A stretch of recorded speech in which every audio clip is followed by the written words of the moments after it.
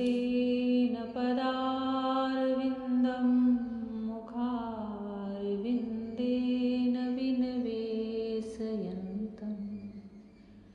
वटस्य पत्रस्य पुटे शयानं बालं मुकुन्दं मनसा स्मरामि, बालं मुकुन्दं मनसा स्मरामि। भगवान श्री कृष्ण के बाल रूप को बारंबार नमस्कार है। हे मेरे मन, आप उस बाल कृष्ण की छवि को अपने मन में निरंतर स्मरण करते रहिए। जन्माष्टमी आने वाली है और यह एक ऐसा पर्व है कि आने से पहले ही एक उल्लास सा, एक उमंग सा मन में छा जाता है। ऐसे भगवान कहीं गए नहीं हैं, ना वह कहीं जाते हैं और ना कहीं से आते हैं। वह प्रतिपल प्रतिक्षण सदैव हर जगह हर समय व्याप्त हैं। फिर भी जब उनका जन्मोत्सव आता है, उनके पर्व आते हैं, तो ऐसा लगता है कि जैसे भगवान का आगमन हो रहा है। इतनी तैयारियां, इतनी धूमधाम, और मन भी वैसे ही पुलकित और प्रफुल्लित रहता है। जो भी भगवान कृष्ण के भक्त हैं, जिनके वो आराध्य हैं, इस पर्व को बहुत ही उल्लास के साथ और एक भक्ति भरी भावना के साथ मनाएं और ऐसा भाव रखें कि वो हमारे घर में आ गए हैं, पधार लिए हैं। और जब ऐसा भाव रखो तो निश्चित ही जब वह आते हैं तो कुछ न कुछ उसका आभास आपको होता ही है। जिस किसी ने भी भगवान की जन्माष्टमी को बड़े ही प्रेम से उनके जन्मोत्सव को मनाया है और एकाग्र भाव से उनमें प्रीति रख के, तो वह अपने आने का संकेत उसे अवश्य देते हैं। जय श्री कृष्णा मेरी सोल फैमिली, आध्यात्म आपके अपने चैनल पर मैं नंदा आप सबका बहुत बहुत स्वागत करती हूँ। श्रीमद् भागवत महापुराण का क्रम चल रहा है। इसमें पंचम स्कंद और 5वां अध्याय चल रहा है। नाभि के पुत्र भगवान ऋषभ जी अपने पुत्रों को उपदेश दे करके अवधूत वृत्ति ग्रहण करना चाहते हैं। इसलिए वह एक बहुत बड़े ब्रह्मर्षियों के सत्र में पहुँचे, जहाँ पर उनके पुत्र भी थे। वह लोक को अपने उपदेश देना चाहते थे, माध्यम अपने पुत्रों को बनाया। ऋषभ देव जी ने कहा, पुत्रों, इस मर्त्य लोक में यह मनुष्य शरीर दुखमय विषय भोग प्राप्त करने के लिए ही नहीं है। ये भोग तो विष्ठाभोजी शुकर कुकरादि को भी मिलते ही हैं। इस शरीर से दिव्य तप ही करना चाहिए, जिससे अंतःकरण शुद्ध हो, क्योंकि इसी से अनंत ब्रह्मानंद की प्राप्ति होती है। ब्रह्मानंद की प्राप्ति होती है। महापुरुष वे ही हैं जो समान चित, परम शांत, क्रोधहीन, सबके हित चिंतक और सदाचार संपन्न हो, अथवा मुझ परमात्मा के प्रेम के ही जो एकमात्र पुरुषार्थ मानते हों।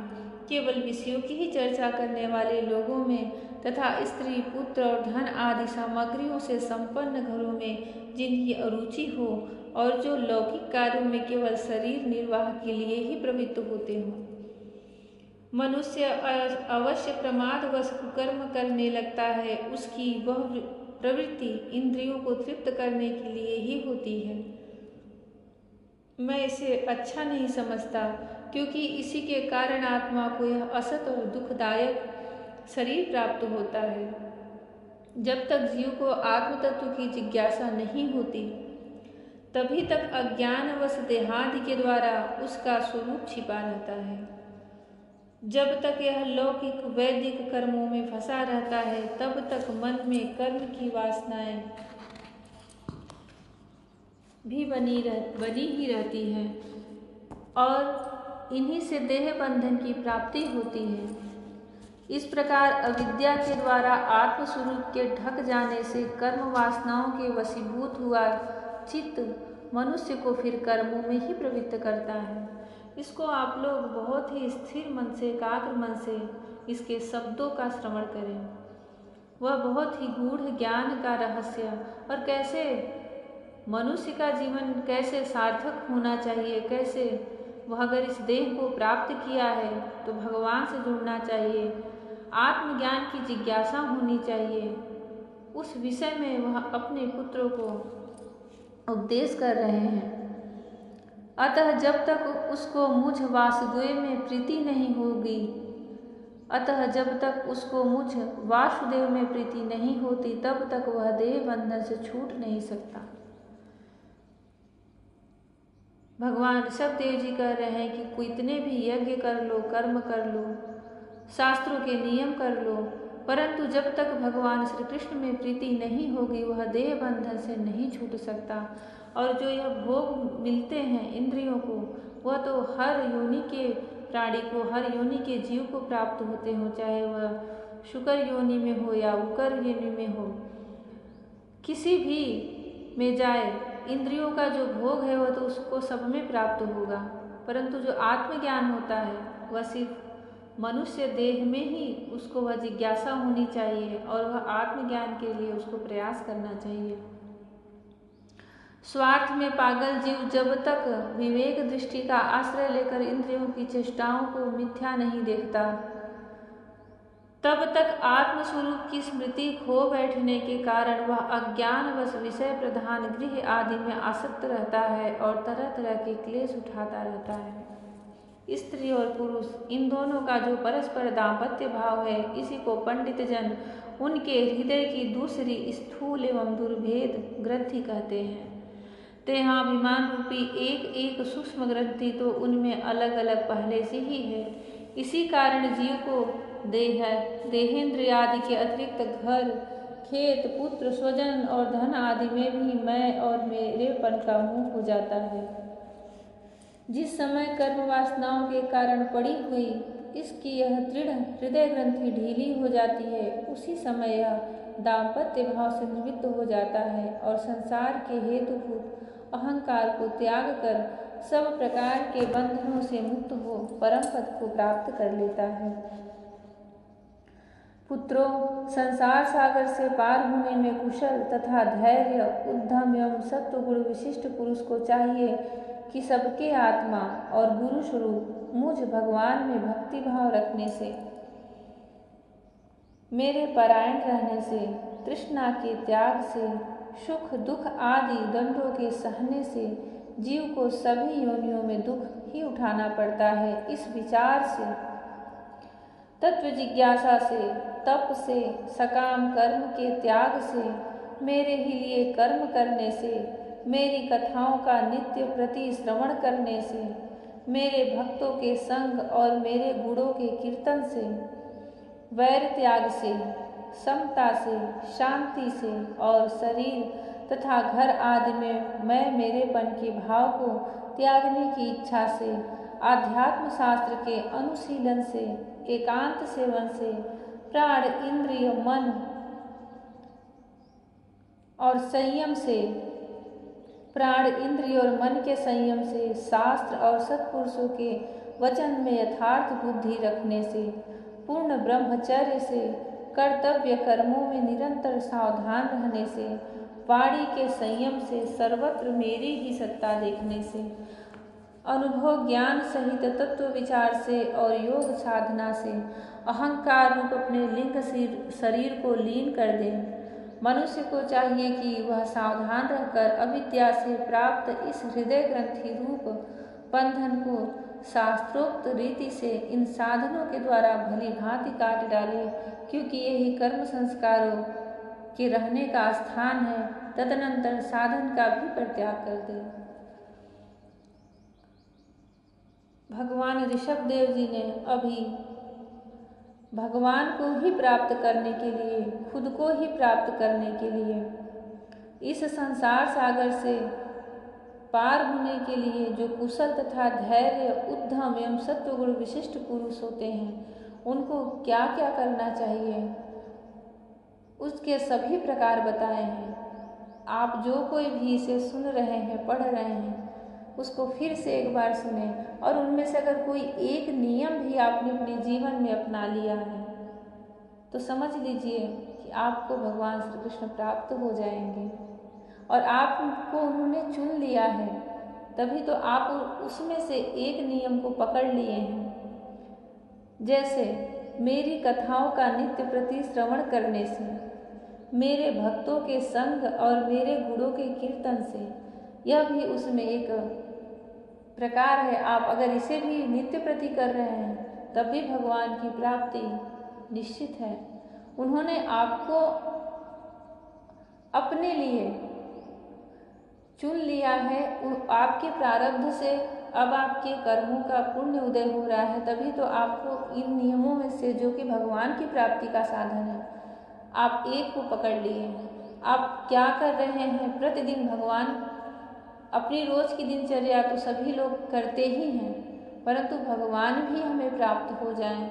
हमारा यह जो अज्ञानता से हमें जो यह देह बंधन की प्राप्ति हुई और जिसके अंदर सारे संस्कार रहते हैं, जो कभी पाप और कभी पुण्य के रूप में जन्म लेते रहते हैं प्रारब्ध बन करके, कभी किसी देह में कभी किसी देह में, उन सब को काटने के लिए, ईश्वर को प्राप्त करने के लिए, भगवान की भक्ति के लिए हम प्रतिदिन इनमें से क्या नियम अपनाए हैं वह जरूर विचार करिएगा। इतना स्पष्ट शब्दों में उन्होंने अपने पुत्रों को यह समझाया। वह सिर्फ अपने पुत्रों को नहीं कह रहे हैं, पुत्रों के माध्यम से वह इस जगत को संदेश दे रहे हैं, जगत को उपदेश दे रहे हैं, क्योंकि वह साक्षात श्रीहरि के अंश कला अवतार हैं। जिसको मेरे लोक की इच्छा हो अथवा जो मेरे अनुग्रह की प्राप्ति को ही परम पुरुषार्थ मानता हो, वह राजा हो तो अपनी अबोध प्रजा को, गुरु अपने शिष्य को और पिता अपने पुत्रों को ऐसी ही शिक्षा दे।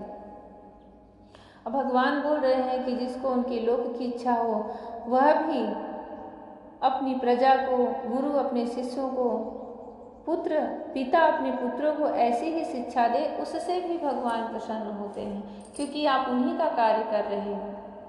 यह भागवत पढ़ना भगवान का ही कार्य है और आप किसी को सुना रहे हो तो उससे भगवान और अधिक प्रसन्न हो रहे हैं। क्योंकि कोई एक भी अगर सुन करके अपने इस प्रारब्ध के बंधन को काट के श्री कृष्ण का हो जाए तो जीवन धन्य हो जाता है।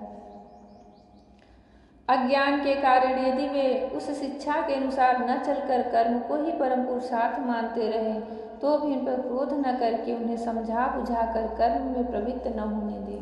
कितना सुंदर वह समझा रहे हैं कि कभी क्रोध नहीं करना चाहिए, किसी को जबरदस्ती इसमें नहीं प्रविष्ट करना चाहिए।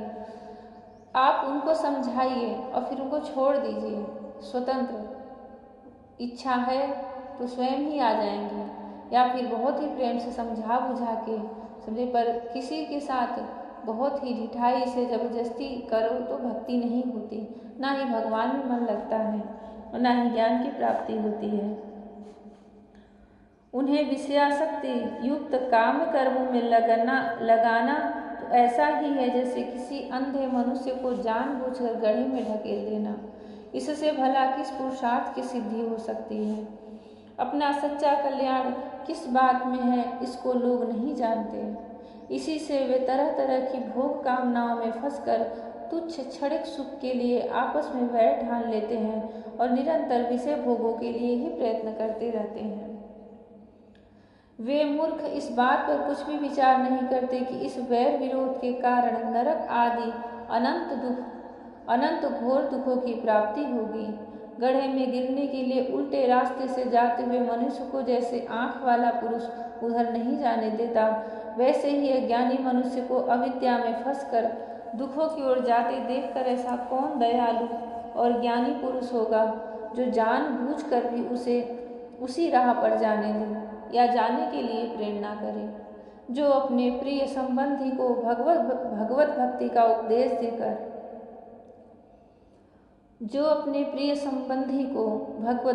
उपदेश देकर मृत्यु की फांसी से नहीं छुड़ाता, वह गुरु नहीं है, स्वजन नहीं है, पिता नहीं है, माता माता नहीं है, इष्ट देव नहीं है और पति पति नहीं है। अद्भुत, कितना सुंदर वर्णन कर रहे हैं इस जीवन के सार का। इसीलिए जो सच में महात्मा होते हैं, जिनके हृदय में भगवान की अपार भक्ति है, अथाह प्रेम है, अथाह ज्ञान है, आप उन्हें कभी भी दूसरों के ऊपर चिढ़ते हुए, झिड़कते हुए, जलते हुए, ईर्ष्या में कभी देख ही नहीं सकते। महात्मा शब्द ही उसी को मिलता है जिसकी आत्मा महान हो चुकी है। उनके अंदर इतनी दया, इतनी करुणा रहती है क्योंकि उन्हें वह ज्ञान मिल चुका रहता है, उस ज्ञान की प्राप्ति हो चुकी रहती है। तो जैसे अभी भगवान ऋषभदेव जी ने कहा कि कहीं कोई गड्ढा है और कोई अंधा व्यक्ति उधर जा रहा है, तो आँख वाला अगर उसे देखेगा तो निश्चित तौर से वहाँ से उसे बचा लेगा, क्योंकि उसे पता है कि इसे दिखाई नहीं दे रहा है। यह तो इंद्रियों की बात हुई। ऐसे ही ज्ञान और अज्ञानता की होती है, जिसके अंदर वह समझ, वह ज्ञान इस भगवान की सृष्टि माया के प्रति आ चुका है, भगवान को लेकर कुछ आ गया है, उसके मन में भी वही करुणा, वही भाव उमड़ता रहता है कि इसको वह मूल स्वरूप बता दिया जाए, ताकि यह संसार में अपने जीवन के कर्म करते हुए दुख ही में न रहे, किसी भी प्रकार का शोक न करे। जो भी उसके जीवन में विपत्ति आ रही है, परेशानी आ रही है, जो कुछ भी उसके प्रारब्धवश उसे मिला है, उसे सिर्फ अपना प्रारब्ध समझकर काट ले और मूल रूप जो हमारी आत्मा है, परमात्मा है, उस ज्ञान को प्राप्त करे, ताकि वह इस कर्म बंधन से मुक्त हो। उसे वह परम सुख, परम शांति, परम आनंद, परम प्रेम की प्राप्ति हो। यह जो बड़े बड़े भक्त होते हैं, महात्मा होते हैं, ऋषि मुनि ज्ञानी होते हैं, उनके सामने आप भाग्य से कभी पहुंच गए तो कभी खाली हाथ नहीं आ सकते। आपको उनका आशीर्वाद, उनकी कृपा जरूर मिलती है, और तभी तो हमारा मन भक्ति की तरफ लगता है। ऐसा लगता है कि जैसे किसी ने हमारी आंखें खोल दी हैं। इस माया जगत का जो एक पर्दा गिरा रहता है, उसे हटा दिया है। फिर आप भी वैसे करुणा वाले हो जाओगे, आपके अंदर भी वैसे ही शांत भक्ति, करुणा, दया आ जाती है कि मैं किसको कैसे समझाऊं कि कृष्ण की तरफ चले, जहाँ परम सुख है। जो कोई भी जिसे आप अपना मानते हैं, सबसे प्रिय, अगर उनका सच में हित करना है, आप उनके हित के लिए सोच रहे हो, उनके उद्गम के लिए सोच रहे हो, तो सिर्फ उन्हें भगवान के प्रति, भागवत के प्रति और आपके अंदर जो कुछ भी ज्ञान है, आप उसे उन्हें दीजिए, क्योंकि आप सच्चे में तब सच्चे हितैषी हुए और आप सच में उनका हित कर रहे हैं, उनका कल्याण कर रहे हैं। उन्हें ऐसा ज्ञान, ऐसी समझ देते रहें जब तक आप साथ हैं, ताकि वह इस जीवन के क्रम को समझ सकें और उसमें कभी उलझे नहीं, दुखी ना हो, डूबे नहीं। मेरे इस अवतार शरीर का रहस्य साधारण जनों के लिए बुद्धिगम्य नहीं है। भगवान ऋषभदेव जी अपने पुत्रों से ही कह रहे हैं कि जो मैंने अवतार लिया है, वह अवतार का जो शरीर का रहस्य है, वह साधारण जनों के लिए बुद्धिगम्य नहीं है, वो अपनी बुद्धि से नहीं समझ सकते। शुद्ध सत्व ही मेरा हृदय है और उसी में धर्म की स्थिति है। मैंने अधर्म को अपने से बहुत दूर पीछे की ओर ढकेल दिया है, इसी से सत्पुरुष मुझे ऋषभ कहते हैं। तुम सब मेरे उस शुद्ध सत्वमय हृदय से उत्पन्न हुए हो, इसलिए मत्सर छोड़कर अपने बड़े भाई भरत की सेवा करो। उनकी सेवा करना मेरी ही सेवा करना है, और यही तुम्हारा प्रजापालन भी है। अन्य सब भूतों की अपेक्षा वृक्ष अत्यंत श्रेष्ठ हैं। देखिए, इसको क्रम से सुनिए और थोड़ा एकाग्र मन से सुनिए। भगवान जो श्रेष्ठ हैं, भगवान की दृष्टि में जो सबसे श्रेष्ठ हैं, उसको निम्न से उच्च तक कैसे लेके जा रहे हैं, क्रम से कैसे बता रहे हैं। अन्य सब भूतों की अपेक्षा, भूत मतलब यह जीवात्मा, अन्य सब भूतों की अपेक्षा वृक्ष अत्यंत श्रेष्ठ हैं, उनसे चलने वाले जीव श्रेष्ठ हैं, और उनमें भी कीटादि की अपेक्षा ज्ञान युक्त पशु आदि श्रेष्ठ हैं। पशुओं से मनुष्य, मनुष्यों से प्रमथगण, प्रमथों से गंधर्व, गंधर्वों से सिद्ध, और सिद्धों से देवताओं के अनुयायी किन्नर आदि श्रेष्ठ हैं। उनसे असुर, असुरों से देवता, और देवताओं से भी इंद्र श्रेष्ठ हैं। यह पूरी सृष्टि की बात भगवान यहाँ पे बोल दे रहे हैं। इंद्र से भी ब्रह्मा जी के पुत्र दक्षादि प्रजापति श्रेष्ठ हैं। ब्रह्मा जी के पुत्रों में रुद्र सबसे श्रेष्ठ हैं। वे ब्रह्मा जी से ही उत्पन्न हुए हैं, इसलिए ब्रह्मा जी उनसे श्रेष्ठ हैं। वे भी मुझसे उत्पन्न हैं और मेरी उपासना करते हैं, इसलिए मैं उनसे भी श्रेष्ठ हूँ। परंतु ब्राह्मण मुझसे भी श्रेष्ठ हैं। जय श्री कृष्ण। भगवान क्रम से बताते हुए स्वयं तक पहुँचते हैं, फिर उसके आगे कहते हैं कि परंतु ब्राह्मण मुझसे भी श्रेष्ठ है। और इस बात पे आप लोग जरूर ध्यान दीजिएगा, क्योंकि ये भागवत के लिखे हुए श्लोक हैं और इसे वेद व्यास मुनि ने लिखा है। वेद व्यास मुनि जी कहे हैं, गणपति भगवान गणेश जी से लिखे हैं। एक कोई साधारण पुराण या साधारण कोई किताब या कथा नहीं है। यह श्रीमद् भागवत महापुराण है, जिसको सुनने मात्र से मोक्ष की प्राप्ति हो जाती है, कृष्ण की प्राप्ति हो जाती है। इतनी इसमें शक्ति है, इतनी इसमें क्षमता है। इसके शब्दों पर भी अवश्य ध्यान दें कि यह लिखा कहाँ गया है, लिखा किसने है, कह कौन रहा है, बोल कौन रहा है। भगवान कहते हैं कि ब्रह्मा जी भी मुझसे उत्पन्न हुए हैं और वे मेरी उपासना करते हैं, इसलिए मैं उनसे भी श्रेष्ठ हूँ। परंतु ब्राह्मण मुझसे भी श्रेष्ठ है, क्योंकि मैं उन्हें पूज्य मानता हूँ। सभा में उपस्थित ब्राह्मणों को लक्ष्य करके विप्रगण, दूसरे किसी भी प्राणी को मैं ब्राह्मणों के समान भी नहीं समझता, फिर उनसे अधिक तो मान ही कैसे सकता हूँ। लोग श्रद्धापूर्वक ब्राह्मणों के मुख में जो अन्नादि आहुति डालते हैं, उसे मैं जैसे प्रसन्नता से ग्रहण करता हूँ, वैसे अग्निहोत्र में होम की हुई सामग्री को स्वीकार नहीं करता। जिन्होंने इस लोक में अध्ययनादि के द्वारा मेरी वेद रूपा अति सुंदर और पुरातन मूर्ति को धारण कर रखा है, तथा जो परम पवित्र सत्वगुण सम दम सत्य दया तप तितिक्षा और ज्ञानादि 8 गुणों से संपन्न है, उन ब्राह्मणों से बढ़कर और कौन हो सकता है। मैं ब्रह्मादि से भी श्रेष्ठ हूँ और अनंत हूँ, तथा स्वर्ग मोक्ष आदि देने की सामर्थ्य रखता हूँ।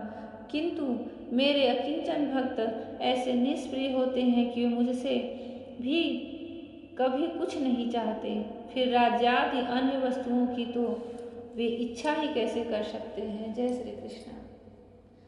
बहुत ही सुंदर उपदेश एक के बाद एक क्रम से भगवान ऋषभदेव जी अपने पुत्रों को दे रहे हैं, और पुत्रों को ही माध्यम बनाकर इस जगत को दे रहे हैं। तभी तो भागवत पुराण में मुनि वेद व्यास जी ने इसे लिखा है, इसे रचा है। इसके अर्थ को समझिए, इसके मूल रूप को समझिए कि वह कहना क्या चाहते हैं। इसके बाद वह अवधूत रूप से इस राज्य का त्याग करके वन को चले जाते हैं। उनकी बातें सुनकर के वहाँ जो सभा में उपस्थित ब्राह्मण थे, उन्हें कुछ समझ में नहीं आता कि भगवान यह किसकी प्रशंसा कर रहे हैं, किसको महान, किसको महत्व, किसको श्रेष्ठ बता रहे हैं।